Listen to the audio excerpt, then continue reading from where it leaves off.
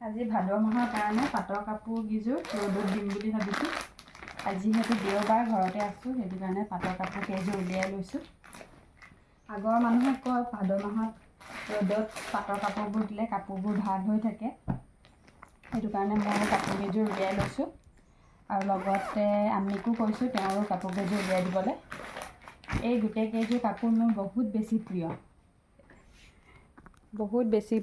এইযোৰ মোক মোৰ জোৰোণত দিছিলে মানুহজনৰ ঘৰৰ পৰা, আৰু এইযোৰ মই ঘৰৰ পৰা আনিছিলোঁ, আৰু এইযোৰ মোক বিয়াত মানে নিকাহত দিয়া কাপোৰযোৰ।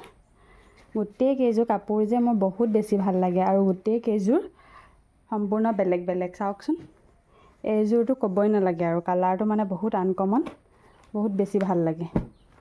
দুটা কালাৰৰ আছে, এয়া আৰু এইযোৰ, আৰু এইফালে এইযোৰ, আৰু এইফালে আমিৰো কাপোৰ কেইযোৰ ৰ'দত দি দিওঁ বুলি ভাবিছোঁ।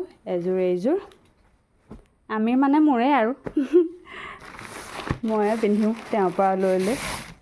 আৰু এইযোৰ এই কাপোৰখিনি এতিয়া ৰ'দত দিওঁগৈ। আপোনালোকেও ভাদ মাহত কাপোৰবোৰ ৰ'দত দিবচোন। কোৱা কথা আৰু ৰ'দত দিলে ভাল হৈ থাকে বুলি কয়, সেইটো কাৰণে আপোনালোকেও দিব। যোনবিলাকে নাজানে সেইবিলাকক কৈছোঁ।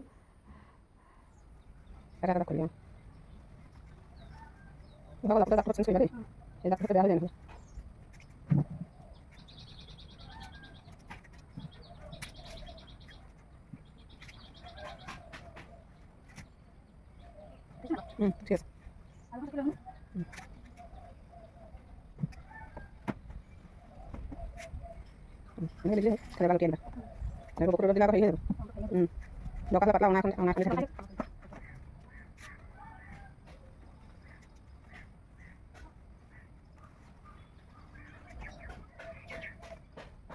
পিছত দি দিবাহি দেই, নহ'লে ৰংটো বেয়া হৈ যাব।